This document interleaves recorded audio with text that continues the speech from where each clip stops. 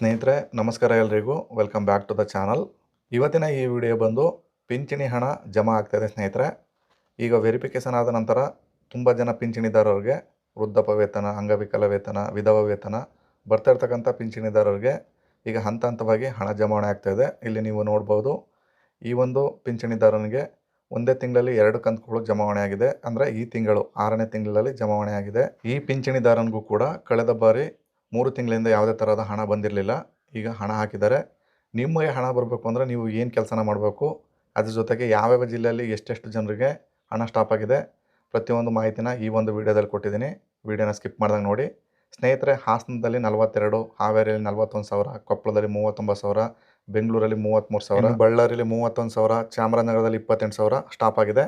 ಹಾಗೆಯೇ ಬೆಂಗಳೂರು ಸಿಟಿ 1ರಲ್ಲಿ 52,000, ಚಿಕ್ಕಮಗಳೂರಲ್ಲಿ 51,000, ಶಿವಮೊಗ್ಗದಲ್ಲಿ 49,000, ಯಾದಗಿರಿಯಲ್ಲಿ 44,000, ದಕ್ಷಿಣ ಕನ್ನಡದಲ್ಲಿ 43,000, ಧಾರವಾಡದಲ್ಲಿ 42,000 ಅಮೌಂಟು ಹಣ ಬರೋದು ಸ್ಟಾಪ್ ಆಗಿದೆ. ಹಾಗೆಯೇ ಚಿಕ್ಕಬಳ್ಳಾಪುರದಲ್ಲಿ 25, ಬಾಗಲಕೋಟೆಯಲ್ಲಿ 24, ಬೆಂಗಳೂರು ರೂರಲ್ ಗ್ರಾಮೀಣದಲ್ಲಿ 22, ಉತ್ತರ ಕನ್ನಡದಲ್ಲಿ 21, ಉಡುಪಿಲಿ 15,000, ಕೊಡಗಿನಲ್ಲಿ 13,000, ಗದಗನಲ್ಲಿ 13,000 ಇಷ್ಟು ಸ್ಟಾಪ್ ಆಗಿದೆ ಸ್ನೇಹಿತರೆ. ಇನ್ನು ಈ ಒಂದು ಸಂದೇಶ ಸುರಕ್ಷಾ ಯೋಜನೆ ಯಾರಿಗೆ ಬರಬೇಕು? 60 ವರ್ಷ ದಾಟಿದ ಸಣ್ಣ ರೈತರು, ಕೃಷಿ ಕಾರ್ಮಿಕರು, ನೇಕಾರರು, ಮೀನುಗಾರರು, ಅಸಂಘಟಿತ ವಲಯದ ಕಾರ್ಮಿಕರು, ಈ ಯೋಜನೆಯಲ್ಲಿ ಕಟ್ಟಡ ಕಾರ್ಮಿಕರನ್ನು ಹೊರತುಪಡಿಸಿ ಇತರರಿಗೆ ಈ ಒಂದು ಯೋಜನೆಗೆ ಲಾಭ ಸಿಗ್ತದೆ. ಇದ್ರ ಜೊತೆಗೆ ಅನರ್ಹರು ನುಸಿಲಿದ್ದಾರೆ ಅಂತ ಸರ್ಕಾರ ಅಂಕಿಅಂಶನ ತರಿಸ್ಕೊಳ್ಳೋಕ್ಕೋಸ್ಕರ ಈ ಒಂದು ಪಿಂಚಿನ ಸ್ಟಾಪ್ ಮಾಡಿ ಗ್ರಾಮ ಲೆಕ್ಕಿಗರು VA ಮುಖಾಂತರ ವೆರಿಫಿಕೇಷನ್ ಮಾಡಿಸ್ತಾ ಇದೆ. ಸ್ನೇಹಿತರ, ಅಂಕಿಅಂಶ ಹೇಳೋದಾಯಿತು ಅಂದರೆ ರಾಜ್ಯದಲ್ಲಿ ಪಿಂಚಣಿಗಾಗಿ ಪ್ರತಿ ತಿಂಗಳು 840 ಕೋಟಿ ಖರ್ಚಾಗ್ತಾ ಇತ್ತು. ರಾಜ್ಯದಲ್ಲಿ ಒಟ್ಟು ಪಿಂಚಣಿದಾರರು 83 ಲಕ್ಷ, ಇದರಲ್ಲಿ ಅನುಮಾನಾಸ್ಪದವರು 23 ಲಕ್ಷ, ಇದರಲ್ಲಿ 20 ಲಕ್ಷ ಭೌತಿಕವಾಗಿ ಪರಿಶೀಲನೆ ಮುಗಿಸಿದವರು, ಹಾಗೆಯೇ 18,45,000 ತಾತ್ಕಾಲಿಕವಾಗಿ ಇವ್ರಿಗೆ ಪಿಂಚಣಿ ಸ್ಟಾಪ್ ಆಗಿರ್ತಕ್ಕಂಥದ್ದು. ಇದರಲ್ಲಿ 2.5 ಲಕ್ಷದಷ್ಟು ವಿಳಾಸದಲ್ಲಿ ವಾಸವಾಗಿಲ್ಲ. ಹಾಗೆಯೇ 17,43,000 ಅಧಿಕರು ಸೂಕ್ತ ದಾಖಲೆ ನೀಡಿಲ್ಲ. ಇಂಥವ್ರಿಗೆ ಸ್ಟಾಪ್ ಮಾಡಿದ್ದಾರೆ. ಇನ್ನು ಅಕ್ರಮ ಪತ್ತೆ ಹಚ್ಚಿದೆ ಹೇಗೆ ಅಂತ ನೋಡೋದಾಯಿತು ಅಂದರೆ, ಈ ಆಡಳಿತವು VA ಅವ್ರನ್ನ ಬಳಸ್ಕೊಂಡು ಸಂಯೋಜನೆ ಅಂತ ಒಂದು ಆ್ಯಪ್ನ ಅವರ ಮೊಬೈಲಲ್ಲಿ ಇನ್ಸ್ಟಾಲ್ ಮಾಡಿ ಅಲ್ಲಿ ಫೇಕ್ ಅಕೌಂಟ್ಗಳು, ಇಲ್ಲಿ ಡೇಟ್ ಆಫ್ ಬರ್ತು ತಾಳೆ ಬರೆದೇ ಇರ್ತಕ್ಕಂಥದ್ದು ಎಲ್ಲನೂ ಕೂಡ ವೆರಿಫಿಕೇಷನ್ ಮಾಡಿ ಜೂನ್ 20ರೊಳಗೆ ಭೌತಿಕವಾಗಿ ಪರಿಶೀಲನೆ ಮುಗಿಸಿದ್ದಾರೆ. ಹಾಗೆಯೇ ಯಾವ್ಯಾವ ರೀತಿ ಅಕ್ರಮಗಳು ನಡೆದಿವೆ ಅಂತ ಹೇಳಿದ್ರೆ, 32,000ಗಿಂತ ಕಡಿಮೆ ವಾರ್ಷಿಕ ವರಮಾನ ಇಲ್ಲದವರು ಕೂಡ ಅರ್ಜಿ ಸಲ್ಲಿಸಿದ್ದಾರೆ. ಜೊತೆಗೆ ಕೇವಲ 45ರಿಂದ 50 ವರ್ಷ ವಯಸ್ಸಿನವರು ಕೂಡ ವೃದ್ಧಾಪ್ಯ ವೇತನ ಪಡಿತಾ ಇದ್ದಾರೆ. ಫೇಕ್ ಡಾಕ್ಯುಮೆಂಟ್ ಮಾಡಿಕೊಂಡು ಆಧಾರ್ ಕಾರ್ಡ್ ತಿದ್ದುಪಡಿ ಮಾಡಿಸ್ಕೊಂಡು ಈ ಒಂದು ಕೆಲಸನ ಮಾಡಿದ್ದಾರೆ ಅಂತ ಕಂಡುಬಂದಿದೆ. ಜೊತೆಗೆ ಇನ್ಕಮ್ ಟ್ಯಾಕ್ಸ್ ಕಟ್ತಾ ಇರೋರು ಕೂಡ ಯೋಜನೆ ಲಾಭ ಪಡಿತಿದ್ದಾರೆ. ಕಡಿಮೆ ಅಂಗವೈಕಲ್ಯವಿದ್ದರೂ ಕೂಡ ವಿಕಲಚೇತನರ ಪ್ರಮಾಣಪತ್ರ, ನಕಲಿ ಪ್ರಮಾಣಪತ್ರ ನೀಡಿ ಅವರು ಕೂಡ ಪಡಿತಾ ಇದ್ದಾರೆ ಅಂತ ಕಂಡುಬಂದಿದೆ. ಇನ್ನು ಮುಂದಿನ 2 ವಾರಗಳಲ್ಲಿ ನೀವು ಏನಾದರೂ ಪೆನ್ಷನ್ ಸ್ಟಾಪ್ ಆಗಿದರೆ ಅಂಥವರು ಏನು ಮಾಡಬೇಕು ಅಂದರೆ, ನಿಮ್ಮ ಹತ್ತಿರದ ತಹಸೀಲ್ದಾರ್ ಕಚೇರಿಗೆ ಭೇಟಿ ನೀಡಿ ಆದಾಯ ಪ್ರಮಾಣ ಪತ್ರ, ಆಧಾರ್ ಕಾರ್ಡು, ಯೋಜನೆಯ ಮಂಜೂರಾತಿ ಪತ್ರ, ಹಳೇದಿರ್ತದಲ್ಲ ನೋಡಿ ಮಂಜೂರಾತಿ ಪತ್ರ, ಅದನ್ನು ತೊಗೊಂಡೋಗಿ ಕೊಡಬೇಕಾಗ್ತದೆ. ಈ ಒಂದು ಪಿಂಚಣಿಯ ರೆಡಿ ಮಾಡ್ಕೋಬೇಕಾಗ್ತದೆ. ನಿಮಗೆ ಮಂಜೂರಾತಿ ಪತ್ರ ಅಥವಾ ಮಂಜೂರಾತಿ ಪತ್ರ ನಿಮ್ಮ ಬಳಿ ಇಲ್ಲ ಅಂದರೆ ಯಾವ ರೀತಿ ಡೌನ್ಲೋಡ್ ಮಾಡ್ಕೊಳ್ಳೋದಂತ ವಿಡಿಯೋ ಮಾಡಿದ್ದೀನಿ. ಡಿಸ್ಕ್ರಿಪ್ಷನಲ್ಲಿ ವಿಡಿಯೋ ಲಿಂಕ್ ಇರುತ್ತೆ, ಅಲ್ಲಿ ಹೋಗಿ ನೀವು ನಾನು ಹೇಳ್ದಂತೆ ಮಾಡಿದ್ರೆ ನಿಮಗೆ ಯಶಸ್ವಿಯಾಗಿ ಒರಿಜಿನಲ್ ಮಂಜೂರಾತಿ ಪತ್ರ ಸಿಗುತ್ತೆ ಸ್ನೇಹಿತರೆ. ಈಗ ನೆಕ್ಸ್ಟ್ ಸ್ಟೆಪ್ ಬಂದು, ಯಾರಿಗೆಲ್ಲ ಪೆನ್ಷನ್ ಬರ್ತಾ ಇರಲಿಲ್ಲ ಅವ್ರಿಗೆ ಈ ತಿಂಗಳಿಂದ ಏನಾದ್ರು ಪೆನ್ಷನ್ ಬಂದಿದೆ ಅಂತ ಯಾವ ರೀತಿ ಚೆಕ್ ಮಾಡ್ಕೊಳ್ಳೋದು ಮೊಬೈಲಲ್ಲಿ ಅಂತ ತಿಳಿಸ್ಕೊಡ್ತೀನಿ. ಸ್ನೇಹಿತರೆ, ನೀವು ಯಾವುದಾದ್ರು ಸರ್ಚ್ ಬಾರ್ಗೆ ಹೋಗಬೇಕು, ಅಲ್ಲಿ DSSP ಅಂತ ಟೈಪ್ ಮಾಡಿ ಫಸ್ಟ್ ಆಪ್ಷನ್ನೇ ಬರುತ್ತೆ. ಆ ಆಪ್ಷನ್ನ ಕ್ಲಿಕ್ ಮಾಡಿದ್ರೆ ನೆಕ್ಸ್ಟ್ ಪೇಜು ಈ ರೀತಿ ಓಪನ್ ಆಗುತ್ತೆ. ಇಲ್ಲಿ ನೀವು ಕಾರ್ನರಲ್ಲಿ 3 ಡಾಟ್ಸ್ ಇದೆ, ಅಲ್ಲಿ ಹೋಗಿ ಕ್ಲಿಕ್ ಮಾಡಿದ್ರೆ ಈ ರೀತಿಯಾದಂಥ ಸಬ್ ಆಪ್ಷನ್ಗಳು ಓಪನ್ ಆಗ್ತವೆ. ಈ ಆಪ್ಷನ್ಗಳಲ್ಲಿ ನೀವು ಪ್ರದೇಶವಾರು ಪಿಂಚಣಿ ಮಾಹಿತಿ ಅಂತ ಆಪ್ಷನ್ ಇದೆ ನೋಡಿ, ಈ ಒಂದು ಆಪ್ಷನ್ನ ಕ್ಲಿಕ್ ಮಾಡ್ಕೊಳ್ಳಿ. ನಂತರ ನೆಕ್ಸ್ಟ್ ಪೇಜ್ ಈ ರೀತಿ ಓಪನ್ ಆಗುತ್ತೆ. ಇಲ್ಲಿ ಬಂದು ನಿಮ್ಮ ಜಿಲ್ಲೆನ ಸೆಲೆಕ್ಟ್ ಮಾಡ್ಕೊಳ್ಳಿ. ನಂತರ ಪಕ್ಕದಲ್ಲಿ ನಿಮ್ಮ ತಾಲೂಕನ್ನು ಸೆಲೆಕ್ಟ್ ಮಾಡ್ಕೋಬೇಕು. ನಂತರ ಗ್ರಾಮೀಣ ನಗರ ಅಂತ ಕೇಳುತ್ತೆ, ಇಲ್ಲಿ ಗ್ರಾಮೀಣ ಅಂತ ಸೆಲೆಕ್ಟ್ ಮಾಡ್ಕೊಳ್ಳಿ ನೀವು ಗ್ರಾಮೀಣ ಪ್ರದೇಶ ಆಗಿದ್ದರೆ.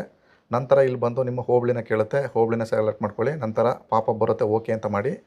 ನಂತರ ಸ್ನೇಹಿತರ ಪಕ್ಕದಲ್ಲಿ ನಿಮ್ಮ ವಿಲೇಜನ್ನು ಕೇಳುತ್ತೆ, ಈ ಲಿಸ್ಟಿಂದ ನಿಮ್ಮ ವಿಲೇಜನ್ನು ಸೆಲೆಕ್ಟ್ ಮಾಡ್ಕೊಳ್ಳಿ. ನಂತರ ಕೆಳಗೆ ಕಾಣ್ತಾ ಇರ್ತಕ್ಕಂಥ ಕ್ಯಾಪ್ಸನ್ನು ಫಿಲಪ್ ಮಾಡಿ ನೀವು ಸರ್ಚ್ ಅಂತ ಮಾಡಬೇಕು. ಇವಾಗ ಸ್ನೇಹಿತರೆ ನೆಕ್ಸ್ಟ್ ಪೇಜಲ್ಲಿ ನಿಮ್ಮ ಪಿಂಚಣಿ ಬರ್ತಕ್ಕಂಥ ಮಾಹಿತಿ ಇಲ್ಲಿ ಶೋ ಆಗ್ತದೆ. ಯಾರ್ಯಾರಿಗೆ ನಿಮ್ಮ ಗ್ರಾಮದಲ್ಲಿ ಬರ್ತಾಯಿದೆ ಎಲ್ಲ ಜನರದ್ದು ಕೂಡ ಈ ಒಂದು ವೆಬ್ಸೈಟಲ್ಲೇ ಕೂಡ ನೀವು ನೋಡ್ಬೋದು. ಹಾಗೆಯೇ ಕೆಳಗಡೆ ಬಂದು 1 2 3 4 ಅಂತ ಇರುತ್ತೆ ನೋಡಿ, ಅದು ಪೇಜು. ನಿಮಗೆ ಫಸ್ಟ್ ಪೇಜಲ್ಲಿ ಸಿಗ್ನಿಲ್ಲ ಅಂದರೆ ಆ 1 2 3 4 ಅಂತ ಇದೆಯಲ್ಲ ಅದನ್ನು ಕ್ಲಿಕ್ ಮಾಡಿದ್ರೆ ನಿಮಗೆ ನೆಕ್ಸ್ಟ್ ಪೇಜ್ ಜಂಪ್ ಆಗುತ್ತೆ. ಇವಾಗ ಇಲ್ಲಿ ಪಕ್ಕದಲ್ಲಿ ಬಂದು ಬೆನಿಫಿಷರಿ ID ನಂಬರ್ ಅಂತ ಇದೆ ನೋಡಿ, ಅದನ್ನು ಕಾಪಿ ಮಾಡ್ಕೊಳ್ಳಿ ನಿಮ್ಮ ID ನಂಬರ್ಗೆ ಬಂದು. ತದನಂತರ ನೆಕ್ಸ್ಟು ಮತ್ತೆ 3 ಡಾಟ್ಸ್ನ ಕ್ಲಿಕ್ ಮಾಡಿ. ನಂತರ ಸ್ನೇಹಿತರೆ ಮತ್ತೆ ಒಂದು ಆಪ್ಷನ್ ಇದೆ ನೋಡಿ, ಪಿಂಚಣಿ ಸ್ಥಿತಿ ಅಂತ, ಈ ಒಂದು ಆಪ್ಷನ್ನ ಕ್ಲಿಕ್ ಮಾಡ್ಕೋಬೇಕು. ನಂತರ ನೆಕ್ಸ್ಟ್ ಪೇಜಲ್ಲಿ ಅಲ್ಲಿ ಕಾಪಿ ಮಾಡ್ಕೊಂಡಿರ್ತಕ್ಕಂಥ ನಿಮ್ಮ ಬೆನಿಫಿಷರಿ ID ನಂಬರ್ನ ಹಾಕಿ ಮತ್ತೆ ನೀವು ಇಲ್ಲಿ ಕಾಣ್ತಿರೋ ಕ್ಯಾಪ್ಸನ್ ಹಾಕಿ ಸರ್ಚ್ ಅಂತ ಮಾಡಬೇಕಾಗುತ್ತೆ. ನಂತರ ನೀವು ಸ್ಕ್ರೋಲ್ ಮಾಡಿಕೊಂಡು ಕೆಳಗಡೆ ಬನ್ನಿ. ಕೆಳಗಡೆ ಬಂದ ನಂತರ ನಿಮ್ಮ ಸರ್ಚ್ ಆಗಿರ್ತಕ್ಕಂಥ ಡೀಟೇಲ್ಸ್ ಇಲ್ಲಿ ಶೋ ಆಗ್ತದೆ. ಪಿಂಚಣಿದಾರರ ಹೆಸರು, ಗಂಡನ ಹೆಸರು, ಪಿಂಚಣಿ ಯೋಜನೆಯ ನೇಮು, ಸಂಧ್ಯಾ ಸುರಕ್ಷಾ ಯೋಜನೆ, ಸ್ಯಾನ್ಸನ್ ಆರ್ಡರ್ ನಂಬರು, ಕೆಳಗಡೆ ಬಂದು ನಾಡ ಕಚೇರಿ ರಿಕ್ವೆಸ್ಟ್ ಐ ಡಿ ಅಲ್ಲಿದೆಯಲ್ಲ ನೋಡಿ ಸ್ನೇಹಿತರೆ, ಆರ್ ಡಿ ನಂಬರ್ ಅಂತ, ಅದೊಂದು ಇಂಪಾರ್ಟೆಂಟಾಗಿ ಆರ್ ಡಿ ನಂಬರ್ನ ಕಾಪಿ ಮಾಡ್ಕೊಳ್ಳಿ. ನಂತರ ಕ್ಲಿಕ್ ಟು ಲೇಟೆಸ್ಟ್ ಪೇಮೆಂಟ್ ಅಂತ ಇದೆ ನೋಡಿ, ಆ ಆಪ್ಷನ್ನ ಕ್ಲಿಕ್ ಮಾಡಿ. ನೆಕ್ಸ್ಟ್ ಪೇಜಲ್ಲಿ ಈ ರೀತಿ ಆರ್ ಡಿ ನಂಬರ್ ಅಂತ ಕೇಳುತ್ತೆ, ಅಲ್ಲಿ ಕಾಪಿ ಮಾಡ್ಕೊಂಡಿರೋ ಆರ್ ಡಿ ನಂಬರ ಪೇಸ್ಟ್ ಮಾಡಬೇಕು. ನಂತರ ಅಂತ ಕ್ಲಿಕ್ ಮಾಡಬೇಕು. ನಂತರ ಸ್ನೇಹಿತರೆ ಈ ರೀತಿಯಾಗಿ ನೆಕ್ಸ್ಟ್ ಪೇಜಲ್ಲಿ ನಿಮ್ಮ ಪ್ರತಿ ತಿಂಗಳು ಬಂದಿರತಕ್ಕಂಥ ಪೆನ್ಷನ್ನು ನಿಮ್ಗೆ ಇಲ್ಲಿ ತನಕ ಎಲ್ಲಿಂದ ಬಂದಿತ್ತು ಆ ಪಿಂಚಣಿ ಡೀಟೇಲ್ಸು ಇಲ್ಲಿ ಆಗ್ತದೆ. ಇಲ್ಲಿ ನೋಡ್ಬೋದು ಸ್ನೇಹಿತರೆ, ಮಾರ್ಚ್, ಏಪ್ರಿಲ್, ಮೇ, ಜೂನು ಅಷ್ಟು ತಿಂಗಳ ಹಣ ಬಂದಿಲ್ಲ. ಬಟ್ ಇಲ್ಲಿ ಇನ್ನೂ ಕೂಡ ಅಪ್ಡೇಟ್ ಮಾಡಿಲ್ಲ. ಈ ಒಂದು ಫಾರ್ಮರ್ ಅಥವಾ ಈ ಒಂದು ಪಿಂಚಣಿದಾರನಿಗೆ ಆ ಒಂದು ಹಣ ಬಂದಿದೆ ಆಲ್ರೆಡಿ. ನಾನು ಆಲ್ರೆಡಿ ನಿಮಗೆ ಅಲ್ಲಿ ಸ್ಟಾರ್ಟಿಂಗ್ ಎಲ್ಲ ತೋರಿಸಿದೆ, ನಿಮಗೆ ನೋಡ್ಬೋದು.